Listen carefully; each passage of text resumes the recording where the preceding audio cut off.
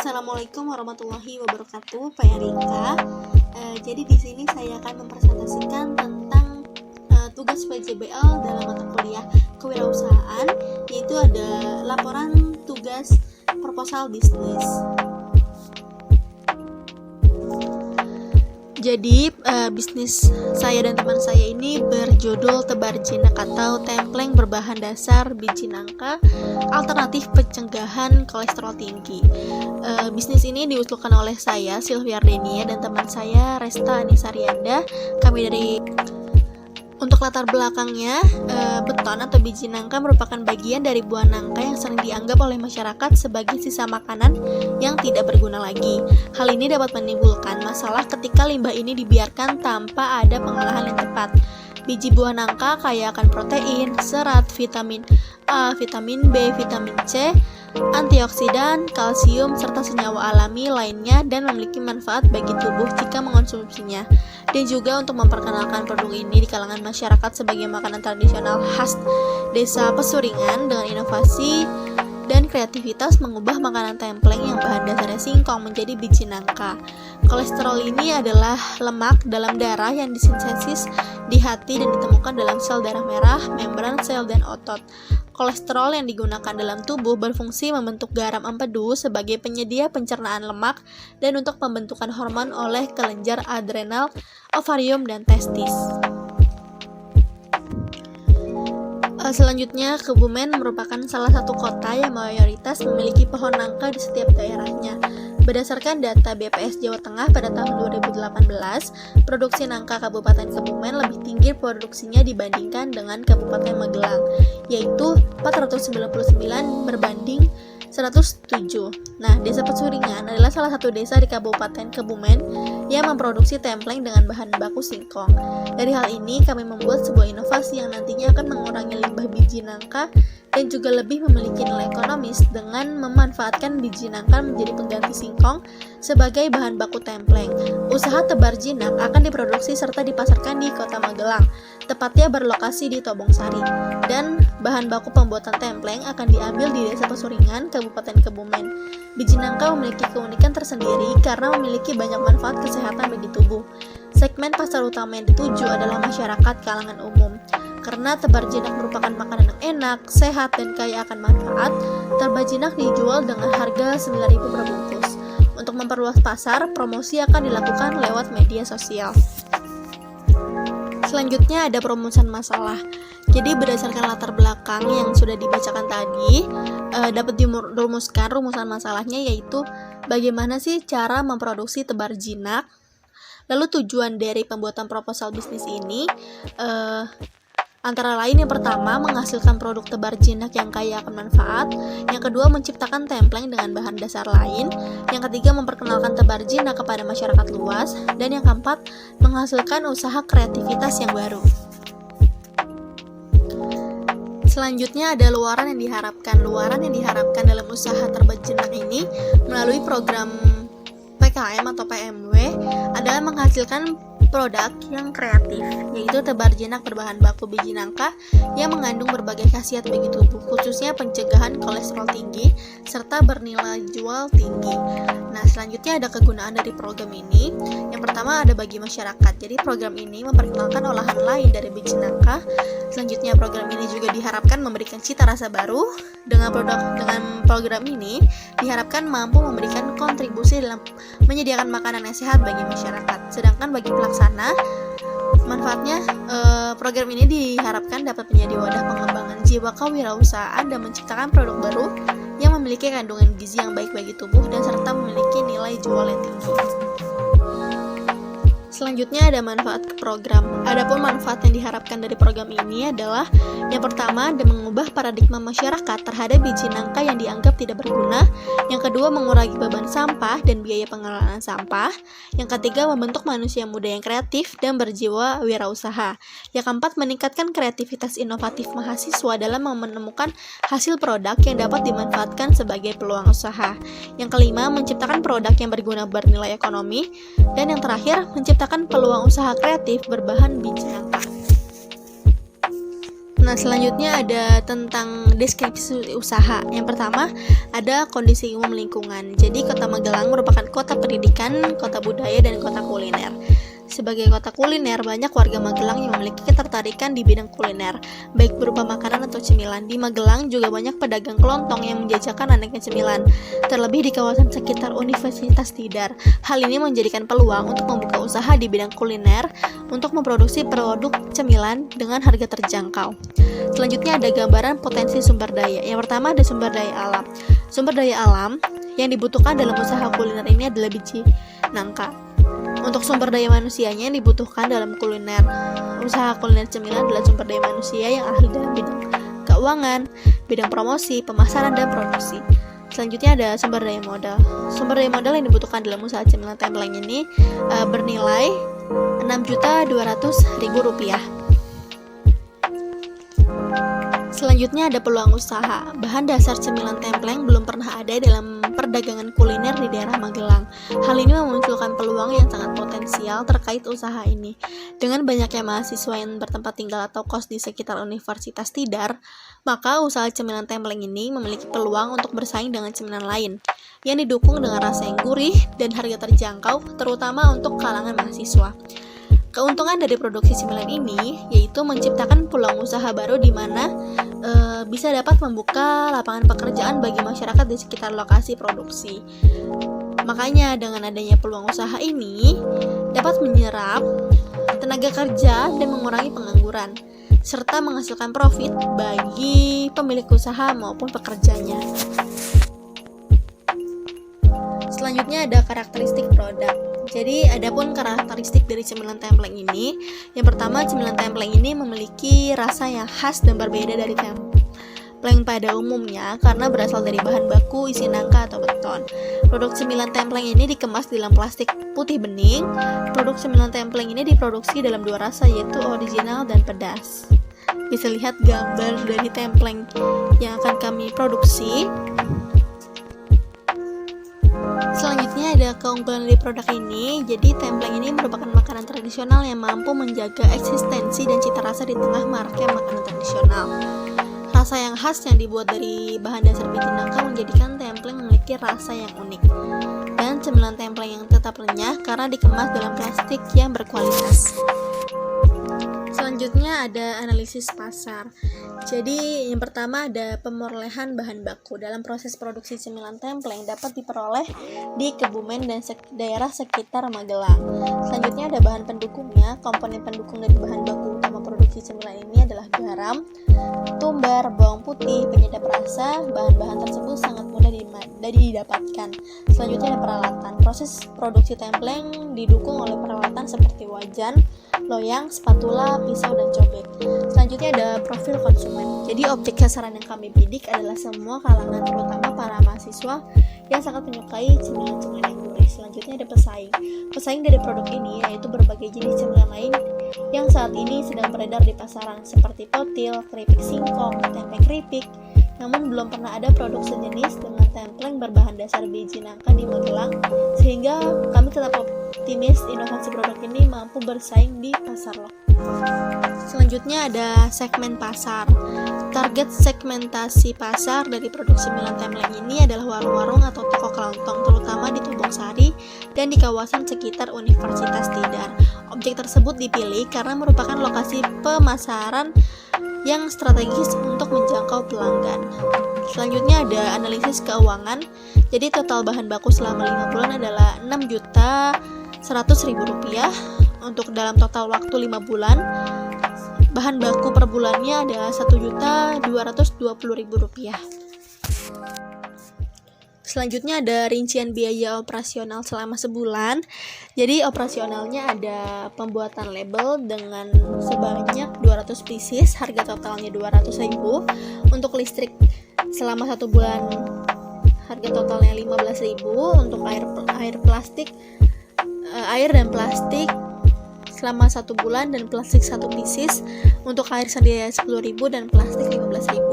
Promosi selama 1 bulan adalah Rp40.000 dan transportasi selama 1 bulan adalah Rp50.000. Jadi total rincian biaya operasional selama sebulan adalah Rp330.000. Selanjutnya ada tabel beban penyusutan aktivitas. Jadi pertama ada barang gunting, lama penyusunan alat adalah 3 tahun, harga total sebanyak Rp100.000. Sedangkan untuk biaya penyusutannya adalah Rp2.777. Untuk cutter, biaya lama penyusutan alatnya ada 3 tahun, harga totalnya Rp40.000. Untuk biaya penyusutannya Rp1.111.000. Untuk isi cutter selama penyusunan 1 tahun, harga totalnya yaitu Rp50.000. Untuk biaya penyusunannya Rp4.166. Untuk wajan lama penyusutan alatnya 1 tahun dengan harga total Rp200.000, biaya penyusutannya adalah Rp16.666. Untuk loyang lama penyusutan alatnya adalah 3 tahun dengan harga total Rp160.000. Untuk biaya penyusutannya adalah sebanyak Rp4.444. Untuk spatula lama penyusutan alatnya 5 tahun dengan harga total Rp200.000. Untuk biaya penyusunannya adalah Rp3.333. Untuk cobek lama penyusutan alatnya adalah 1 tahun dengan harga total Rp30.000. Untuk biaya penyusunannya adalah Rp2.500.000. Harga totalnya dari semua barang dan lampu penyusutan alatnya bertotal Rp2.750.000. Untuk biaya penyusutannya bertotal Rp100.277.000. Selanjutnya ada harga pokok penjualan dalam rupiah. Untuk pemakaian bahan baku per bulan adalah Rp1.220.000. Untuk biaya operasional per bulan adalah Rp330.000. Maka totalnya adalah Rp1.550.000. Untuk harga pokok yaitu Rp1.550.000 dibagi 200 templeng per bulan, yaitu adalah Rp7.750.000. Untuk harga jual yang ditawarkan adalah Rp9.500.000. Selanjutnya ada perkiraan profit per bulan, yaitu harga jual dikurang harga pokok. Jadi 9.500 dikali 200 dikurang 7.750 dikali 200, yaitu 1.900.000 dikurang 1.550.000, terdapat sebanyak Rp450.000. Untuk produk cemilan per bulan jumlahnya 200, harga pokoknya Rp1.550.000, harga jualnya yaitu Rp1.900.000, profitnya adalah Rp450.000. Untuk cemilan per 5 bulan yaitu sejumlah 1.000, harga pokoknya yaitu Rp7.750.000, harga jualnya adalah Rp9.500.000, profitnya adalah Rp1.750.000. Untuk cemilan per tahun dengan jumlah 24.000, harga pokoknya adalah Rp18.600.000, harga jualnya adalah Rp22.800.000, maka profitnya adalah Rp4.200.000. Selanjutnya ada analisis kelayakan usaha. Yang pertama kita cari BEP-nya atau break even point. BEP volume produksi yaitu total biaya dibagi harga, yaitu 18.600.000 dibagi Rp1.900.000, yaitu sebanyak 9,489 dibulatkan menjadi 9. Jadi pada tingkat volume produksi 9 lukisan, usaha ini berada pada titik impas. BEP ini terjadi setelah berproduksi selama 6 bulan 4 hari. Selanjutnya BEP harga produksi yaitu total biaya dibagi volume produksi. Total biaya adalah Rp18.600.000 dibagi 2.400.000, yaitu sebanyak Rp7.750.000. Jadi pada tingkat harga sebesar Rp7.750, usaha ini berada pada titik impas. Selanjutnya ada Beato rasio. Cara perhitungannya adalah hasil penjualan dibagi dengan total biaya, yaitu Rp22.800.000 dibagi Rp18.600.000, yaitu adalah 1,225. Karena Beato rasionya lebih dari 1, maka usaha ini layak dijalankan. Artinya tiap satuan biaya yang dikeluarkan diperoleh hasil penjualan sebesar 1,23 kali lipat. Selanjutnya ada ROI atau Return on Investment. Jadi cara perhitungannya adalah keuntungan dibagi total biaya, yaitu Rp4.200.000 dibagi Rp18.600.000 dikali 100, yaitu adalah 25%. Usaha ini layak untuk dikembangkan karena setiap pembiayaan sebesar 100 perak diperoleh keuntungan sebesar 25 perak. Selanjutnya ada metode pelaksanaannya. Jadi di sini ada bahan baku, bahan pendukung, dan peralatan. Untuk bahan bakunya ada biji nangka, bahan pendukungnya ada garam, tumbar, bawang putih, dan penyedap rasa. Untuk peralatannya ada wajan, loyang, spatula, pisau, dan cobek. Selanjutnya ada proses produksi atau operasi. Tahapan-tahapan proses dalam pembuatan templeng antara lain, yang pertama cuci bersih biji nangka, yang kedua ada lalu rebus biji nangka dan hilangkan kulit ari biji nangka. Selanjutnya setelah matang, haluskan biji nangka menggunakan cobek. Selanjutnya haluskan bawang putih, ketumbar, dan garam. Lalu campurkan biji nangka yang telah dihaluskan dengan bumbu-bumbu. Setelah merata, bentuk adonan dengan cetakan dan diberi isi abon. Siapkan minyak goreng lalu panaskan. Setelah minyak goreng panas, goreng templeng yang sudah dicetak.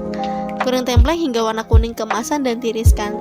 Selanjutnya templeng siap dinikmati. Selanjutnya adalah metode pemasaran. Metode pemasaran yang digunakan dalam usaha cemilan ini menggunakan analisis baruan pemasaran, yaitu yang pertama ada kebijaksanaan produk, yaitu produk cemilan templeng dikemas dengan plastik bening yang terdapat cap atau label merek dan kemasan plastik desain unik, menarik, berwarna, serta berciri khas. Untuk memberi pilihan disediakan juga templeng pedas rasa balado. Kebijaksanaan harga cemilan templeng ditawarkan kepada konsumen dengan harga terjangkau, yaitu Rp2.000 yang berisi 3 biji. Kebijakan promosi untuk memperkenalkan dan mempromosikan cemilan templeng digunakan media promosi melalui WhatsApp, Instagram, dan juga promosi door to door secara lisan. Selanjutnya ada kebijaksanaan distribusi. Nah, untuk kebijaksanaan distribusi ini dibagi menjadi dua, yaitu ada direct dan resell. Nah, untuk direct sendiri, konsumen dapat membeli secara langsung di warung-warung sekitar Universitas Tidar atau bisa memesan langsung melalui aplikasi WhatsApp ataupun Instagram. Di dalam kampus, cemilan templeng dijual dengan harga yang sudah ditentukan. Tempat menjual templeng di dalam kampus yaitu kantin kejujuran FKIP Universitas Tidar. Untuk resellnya, penggemar atau warung-warung yang dapat turut serta mengembangkan usaha ini dengan menjadi reseller. Reseller biasanya menjual kembali templeng dengan harga khusus. Reseller dapat langsung ke tempat produksi atau tim pemasaran akan berkunjung ke tempat reseller. Selanjutnya ada rencana organisasi dan manajemen. Usaha kuliner dilaksanakan dengan manajemen atau tata kelola yang akuntabel dan profesional. Manajemen atau tata kelolanya dijadikan dengan struktur organisasi sebagai berikut, yaitu direkturnya di sini ada Alifatul Cisana, wakil direkturnya ada Clara Radik Arneta, bagian produksi ada Sylvia Ardenia, bagian keuangan ada Ananda Salsabila, dan bagian produksi dan pemasaran adalah Resta Desarianda. Dan di sini ada deskripsi tugas masing-masing komponen organisasi, yaitu yang pertama ada direktur, bertugas mengkoordinasi, mengawasi, dan bertanggung jawab terhadap keseluruhan jalannya proses produksi, keuangan, dan promosi, serta pemasaran. Untuk wakil direktur sendiri bertugas mendampingi direktur, memberikan masukan, dan menggantikan direktur sewaktu-waktu direktur berhalangan dalam menjalankan tugasnya. Untuk bagian produksi bertanggung jawab terhadap segala hal yang berhubungan dengan proses produksi, baik yang menyangkut kualitas cemilan maupun kuantitas cemilan yang dihasilkan. Untuk bagian keuangan bertanggung jawab terhadap hal yang berkaitan dengan administrasi, mencatat dan mengatur segala pemasukan dan pengeluaran, serta melakukan promosi produk. Untuk bagian promosi dan pemasaran bertanggung jawab mengenai hal yang berkaitan dengan promosi dan pemasaran produk yang berkaitan dengan proses pengemasan dan pelabelan distribusi serta penjualan produk. Selanjutnya ada biaya dan jadwal kegiatan. Untuk anggaran biaya, di sini ada tabel ringkasan anggaran biaya. Yang pertama ada jenis pengeluaran pelaratan penunjang, biayanya adalah 2.100.000. Untuk bahan habis pakai biayanya ada 2 juta. Untuk perjalanan biayanya ada Rp500.000. Dan pengeluaran lain-lainnya adalah Rp1.500.000. Maka total dari anggaran biayanya adalah Rp6.200.000.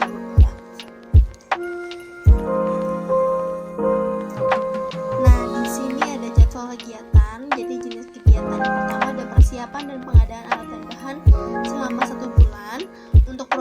ada selama 2 bulan. Untuk promosi yaitu di bulan kedua dan bulan ketiga, bulan keempat dan bulan kelima. Untuk pemasaran ada di bulan ke-3, bulan keempat dan bulan kelima. Untuk evaluasi yaitu terjadi di bulan keempat dan bulan kelima, dan penyusunan laporan terjadi di bulan kelima. Baik, itu adalah presentasi dari laporan proposal bisnis yang saya dan teman saya lakukan. Kurang lebihnya mohon maaf. Wassalamualaikum warahmatullahi wabarakatuh. Terima kasih.